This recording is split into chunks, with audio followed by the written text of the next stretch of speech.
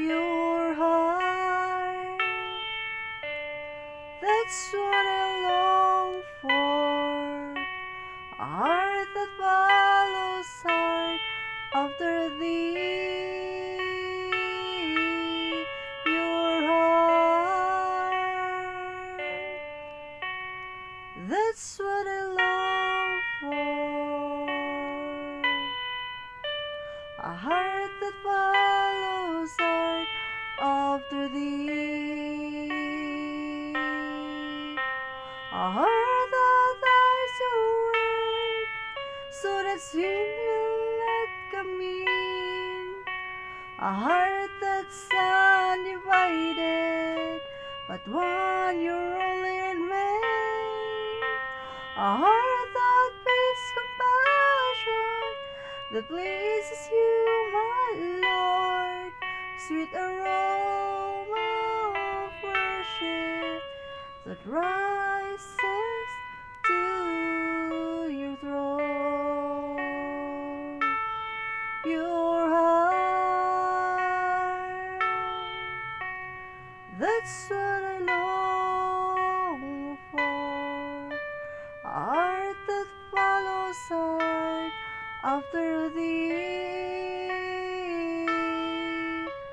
A pure heart, that's what I long for. A heart that follows hard after thee.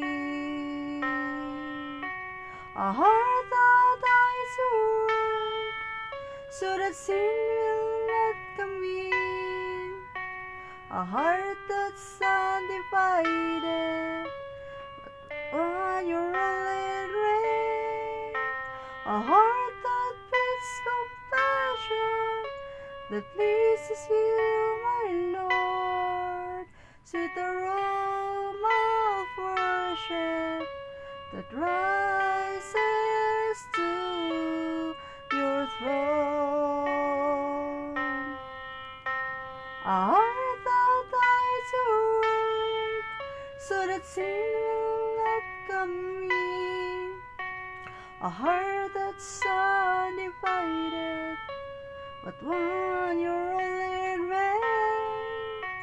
A heart that beats compassion, that pleases you, my Lord. A sweet aroma of worship that rises to your throne. A sweet aroma of worship that rises to your throne. Yes, Lord, I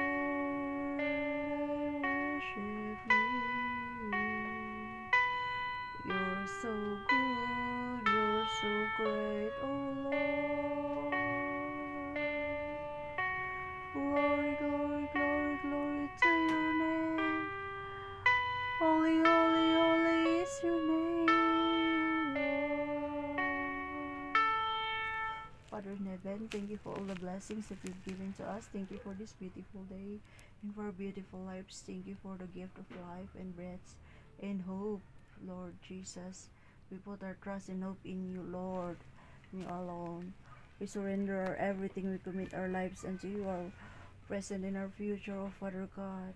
Fill us, Lord, more of you, Father God, more of your presence.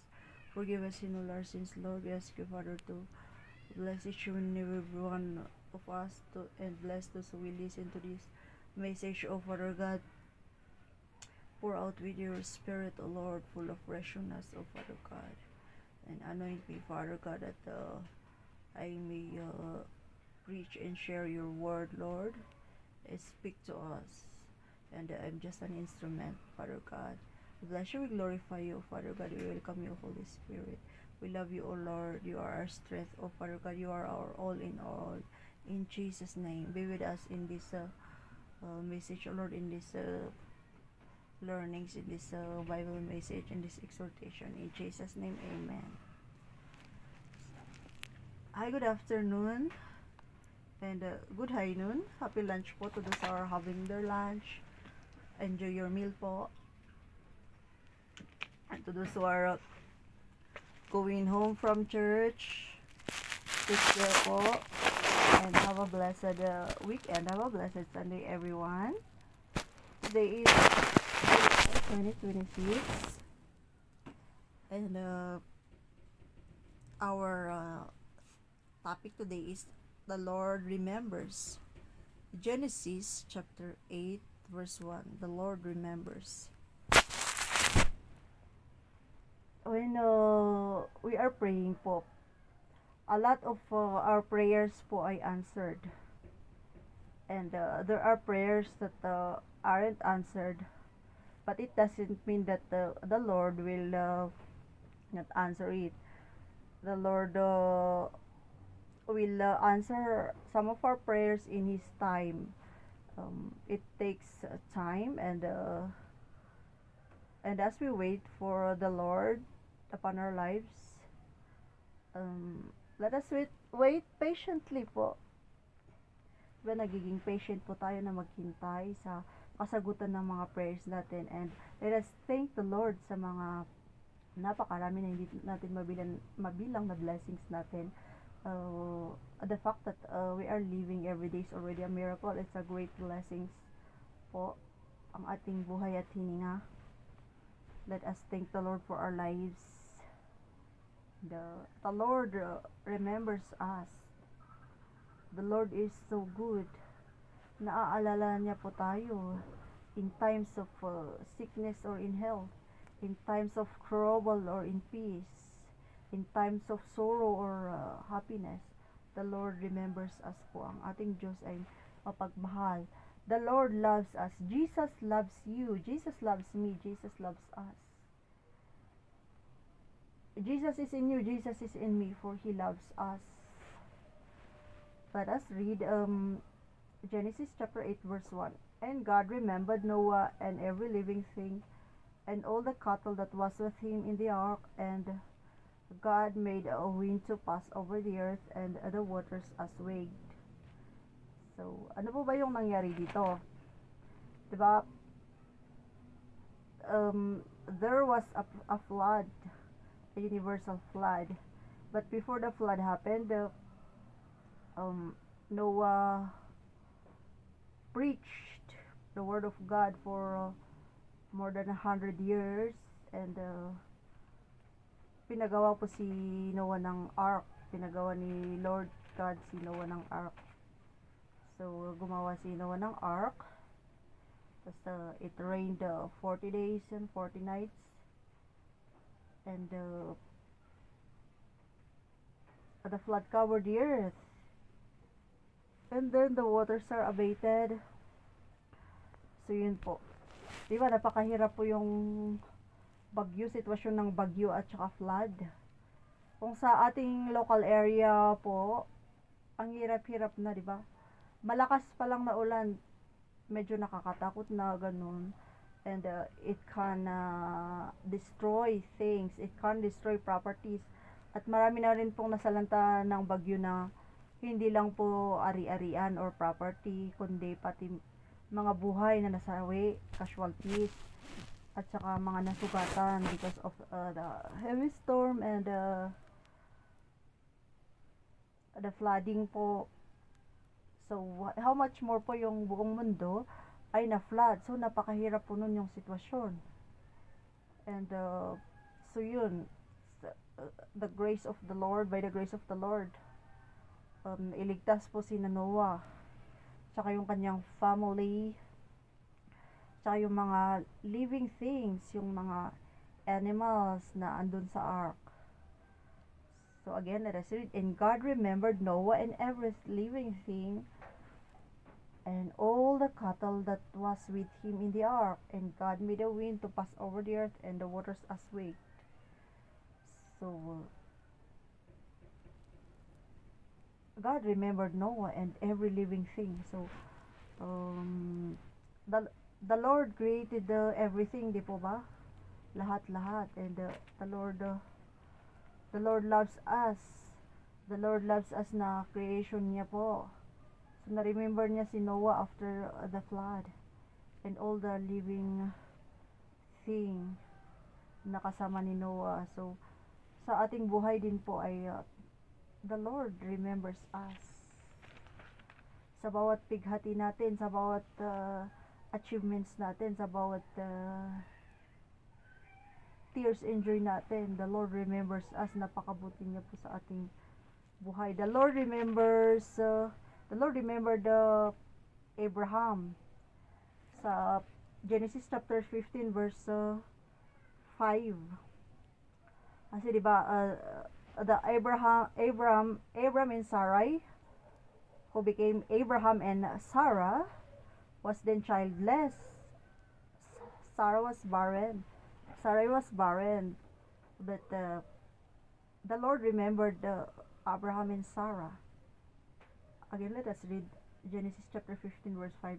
And he brought him forth abroad and said, Look now toward heaven and tell the stars, if thou be able to number them. And he said unto him, So shall thy seed be.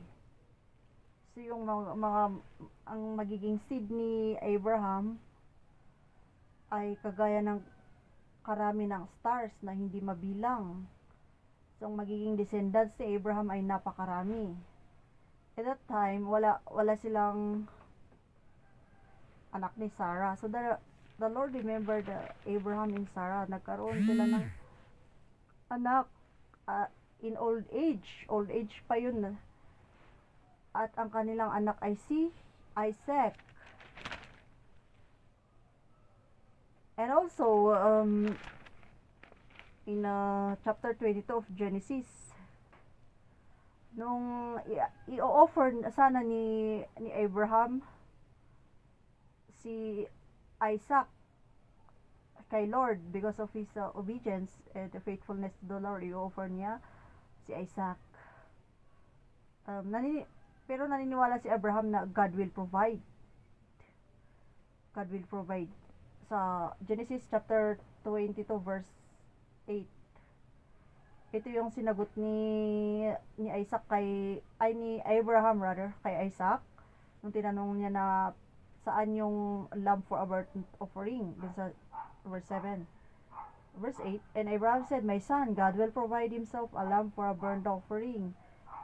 So they went, both of them together. So it's true that the Lord provided a ram for a burnt offering.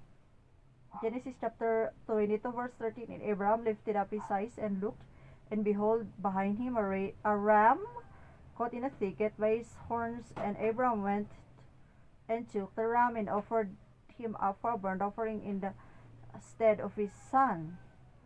So instead na yung kanyang anak yung i-offer niya, yung ram, which the Lord provided. And verse 14, and Abraham called the name of that place Jehovah Jireh, as it is said to this day, in the mount of the Lord it shall be seen. So Jehovah Jireh, the Lord is our provider. Philippians 4 verse 19, to yung lagi nating sinasabi. Basahin nga natin. Let us find that verse. Philippians 4:19. Ang ating Diyos po ang provider natin, the Jehovah Jireh. Jehovah Jireh, my provider, you are more than enough for me. Yan po yung ganun na kanta, worship song. So let us read Philippians 4:19, but my God shall supply all your need according to His riches in glory by Christ Jesus. Lagi po nating tandaan yon. In relation to Genesis chapter 22 verse 14, Jehovah Jireh. Philippians 4:19, but my God shall supply all your need according to His riches in glory by Christ Jesus. I-memorize po natin yon, Philippians 4:19. Jehovah Jireh, God is our provider. So the Lord remembers us. He provides for us. So Isaac was spared from that. And also The Lord remembered Joseph. Si Joseph po nung nakulong siya sa dungeon, sa prison. The Lord remembered him at after years po nakalabas siya at naging isang official. Naging isang official ng napakaganda po yung life ni Joseph, life story ni Joseph. Nung nag-dream si Pharaoh, si Joseph yung naka-interpret, si Joseph lang, kaya siya ay nakalabas. And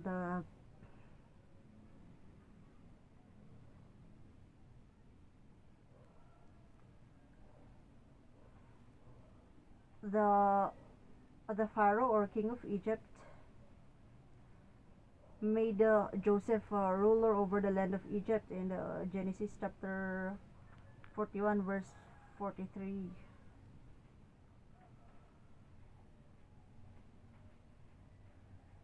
And he made him to ride in the second chariot which he had, and they cried before him, bow the knee, and he made him ruler over all the land of Egypt.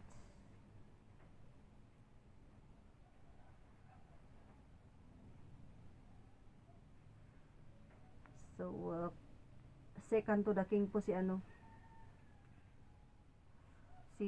Joseph. Genesis chapter 41 verse 44. And Pharaoh said unto Joseph, I am Pharaoh, and without thee shall no man lift up his hand or foot in all the land of Egypt.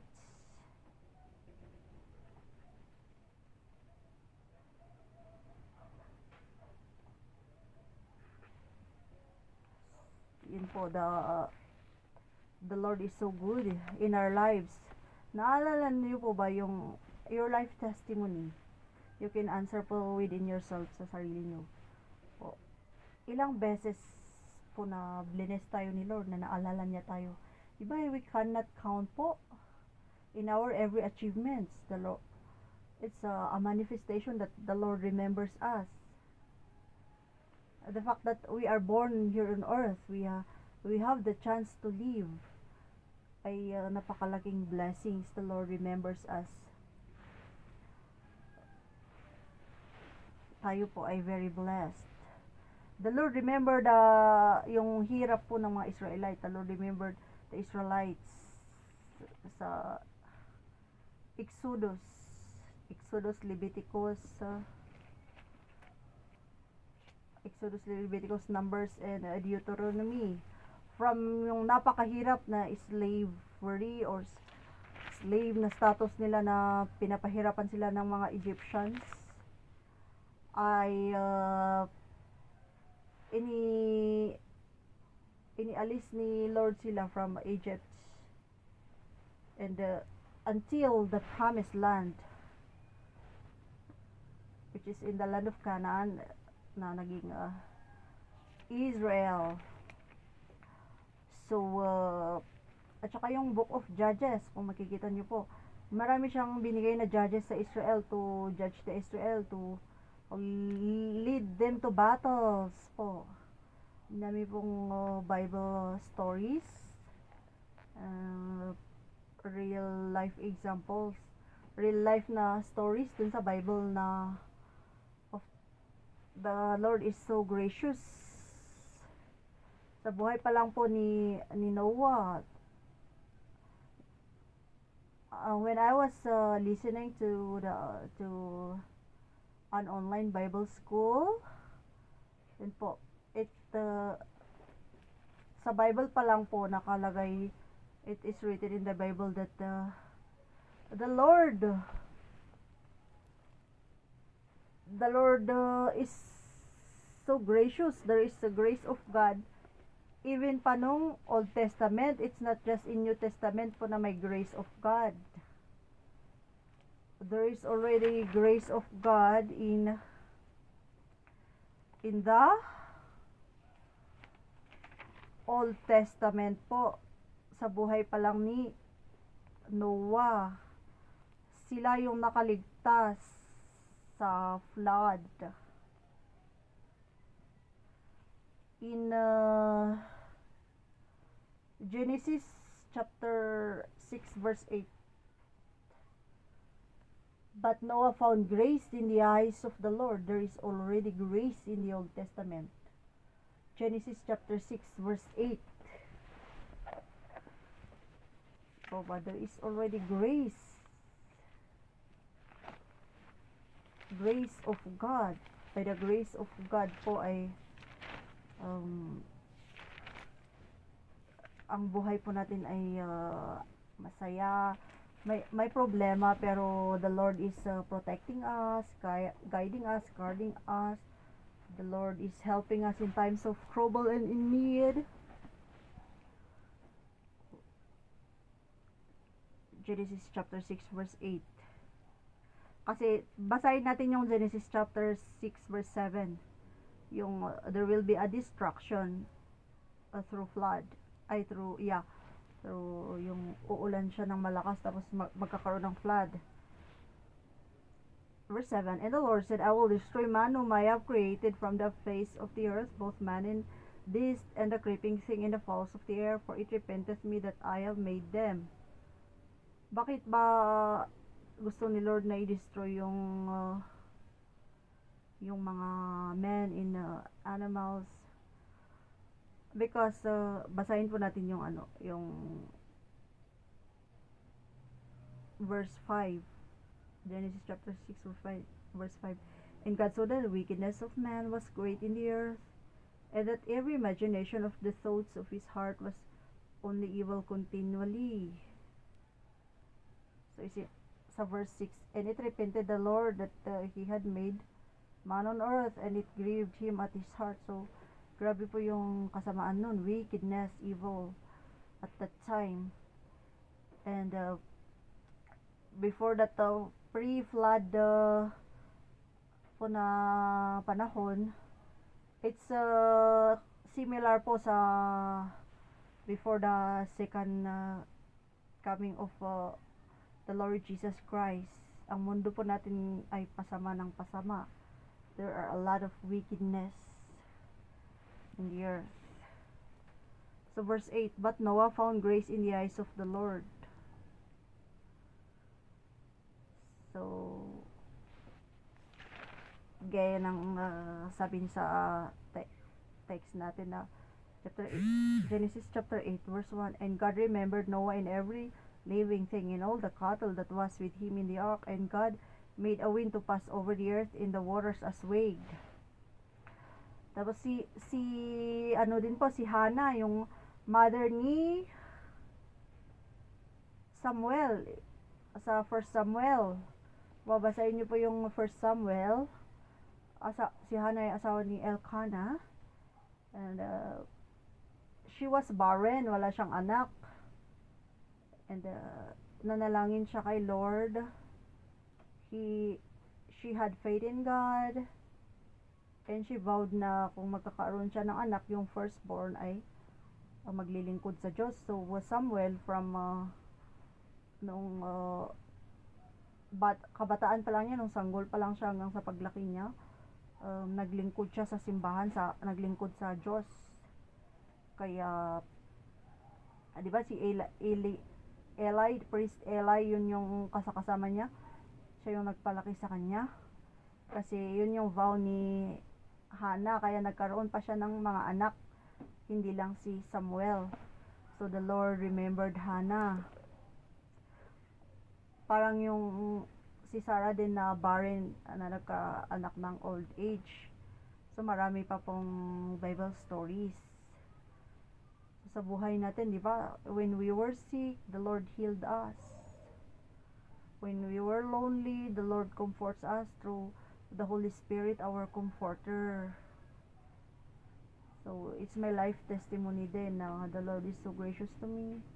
He gave me a lot of chances, second chances in life na my life is now a new life, one of my second chances in life po. Siya yung mag-provide when we really needed finances and we needed the emotional support. The Lord healed us spiritually. The Lord healed me first spiritually and then emotionally, and it goes with the physical body, and including the financial aspect. Oh, the Lord heals us. Siya po yung healer natin sa financial aspect, kasi we also have financial sickness. Yung other are devourers. So let us we must give our tithes and offering to the Lord. Yun po ay bilin. It's in the Bible na ibigay natin ang tithes and offering natin sa church para kay Lord, because we love the Lord, we obey the Lord po. So now napakalaking bagay po na in our lives we obey. In obedience, isa sa obedience natin ay to give to God what is due to Him, the praises due to Him, the worship due to Him, and also the tithes due to Him, tithes and offering. Malakay 3:10, let us give our tenth to the Lord. Oh. And yeah, and yung church din po natin, maraming ministry na may mga mission ganun. Doon po nagagamit yung mga yung mga donations, yung mga pledges, yung mga offering, ganun po. So the church needs funding.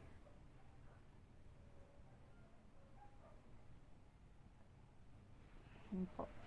And yung tithes naman po ay, di ba, nung ano pa lang, nung sa, yung nabanggit natin na books, yung panahon ni Moses sa Exodus, Leviticus, Numbers, Deuteronomy, na yung mga Levites, which are the family of the priests, sila sa kanila yung tenth, yung tithes, sa kanila sila yung kakain, ganun, kasi wala silang mana, wala silang inheritance.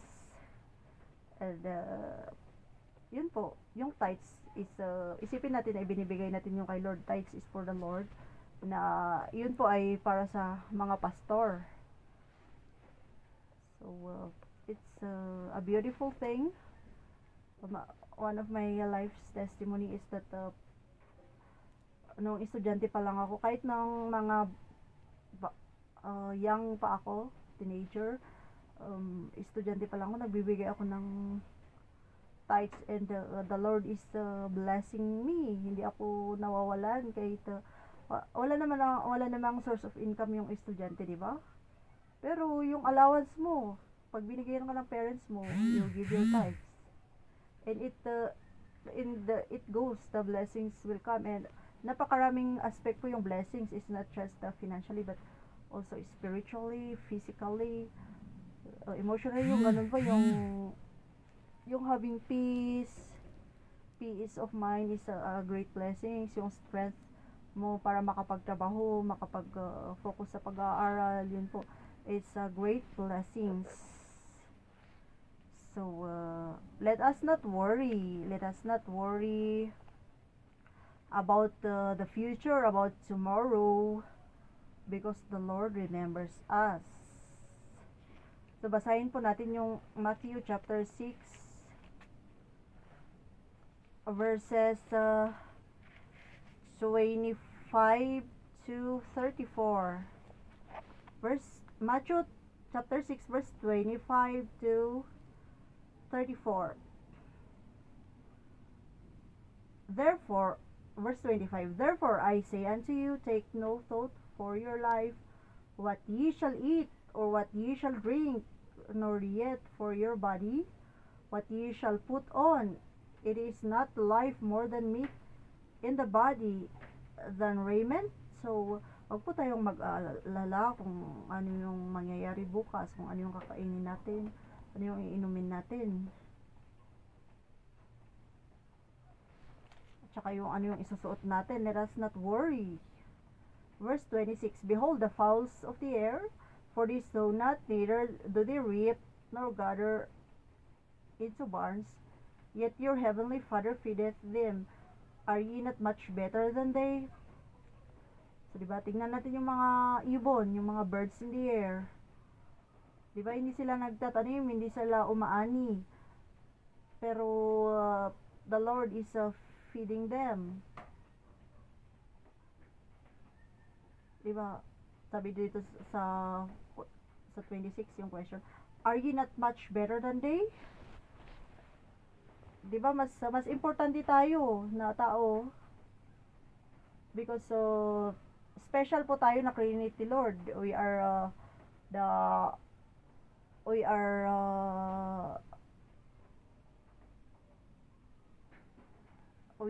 created to manage, to have dominion over the animals and the plants, to manage.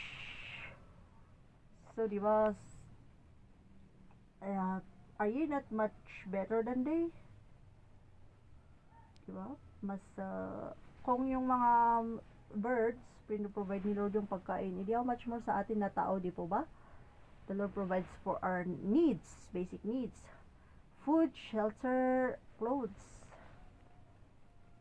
Verse 27, which of you by taking thought can add 1 cubit unto his stature?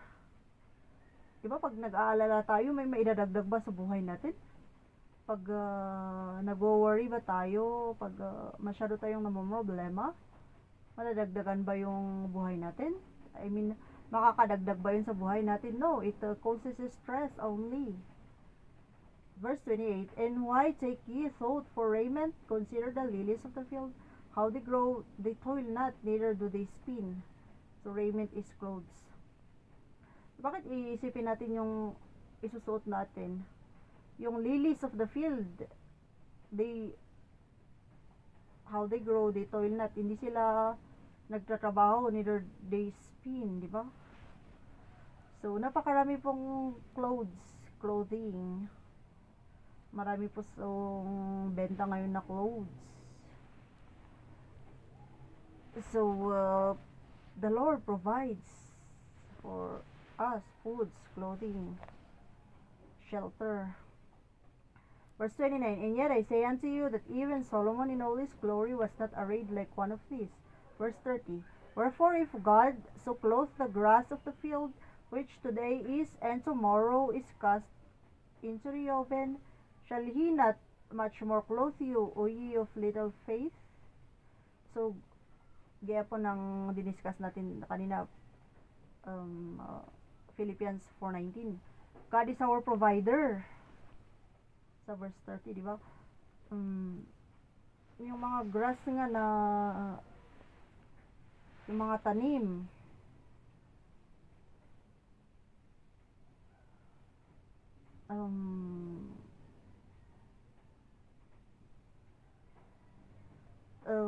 the Lord clothed the grasses, the plants, which is served as food. Diba yung mga ibang plants for food. Tayo pa kaya na tao, diba?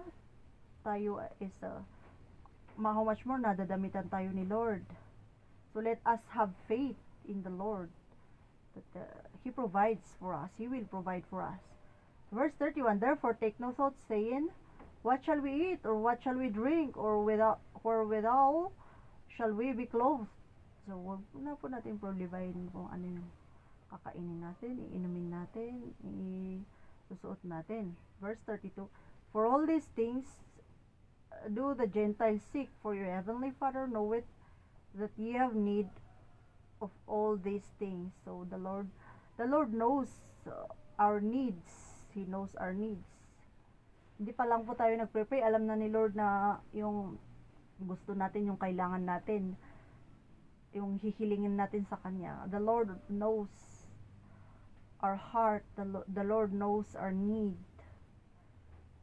So let us continue praying and asking for the Lord for our needs. Let us pray and pray and pray to God, and let us read our Bible and pray every day. Tas ito verse 33, ito po yung pinag-aralan natin nung last mga nakarang linggo. But seek ye first the kingdom of God and His righteousness, and all these things shall be added unto you. So unahin natin na isik si Lord, let us seek the Lord, let us seek the kingdom of God and His righteousness. Unahin po natin yun because the Lord provides for us. So first of all, let us seek the Lord. Let us prioritize God in our lives. And verse 34, take therefore no thought for the morrow shall take thought for the things of itself. Sufficient unto the day is the evil thereof. So wag nating problemahin kung yung kinabukasan. Let us not problem tomorrow. Kasi tomorrow shall problem itself. Enough na yung problema natin ngayon. Yung pinoproblema kasi natin yung future, yung tomorrow. It is anxiousness, it creates anxiety, it causes anxiety. Yung excessive fear, yun po. Hindi po maganda yung anxiousness, yung may anxiety ka, yung marami kang fears because of worrying about tomorrow. So sabi dito sa Bible na wag tayong mag-worry about sa kinabukasan, about the future. Let us not worry about the future. Enough na po yung problema natin ngayon, di ba? Sa present pa lang marami na tayong problema. Enough na yun. Huwag na nating isipin yung tomorrow. The Lord is let us commit our future to the Lord. The Lord is so good. The Lord is our provider. The Lord remembers us. He remembers us, His sons and daughters. So let us surrender our lives to God. Let us commit our lives to God. Let us share the word of God to our neighbors, to our brothers and sisters, to strangers, to everyone. God is so good. God remembers us. Genesis 8 verse 1. So to God be the glory. Father in heaven, thank you for everything. Thank you for blessing this Bible reading, this exhortation, Father God. Thank you for blessing your words, O Lord. We bless you, we glorify you. Thank you for filling us with your words, with the spiritual food, O Lord. Thank you for anointing me, Father. We ask you, Father, to bless all those who will listen to this, Lord. Save morsel of, Father God, from our neighbors, from our friends, from our relatives, and including our enemies, O Lord. We bless you, we glorify you, Father God. We love you, O Lord. You are our strength. Thank you. We ask you, Father, to bless the rest of our day and the rest of our lives. Protect us always, O Father God. Thank you, Father, for remembering us, O Lord. In Jesus' name, amen. So, good afternoon, everyone. So, before we end this live, let us sing one song.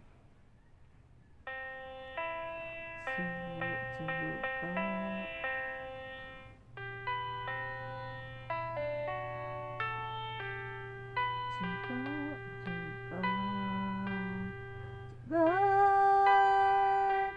be the glory, to God be the glory, to God be the glory for the things He has done.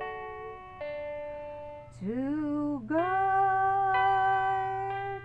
be the glory, to God be the glory, to God be the glory for the things He has done.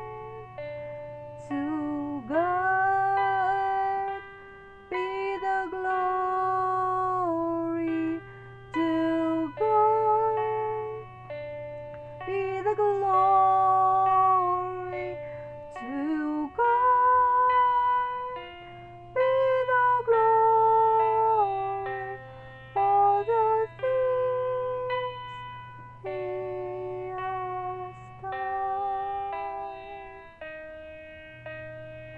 To God be the glory. Have a blessed day, everyone po.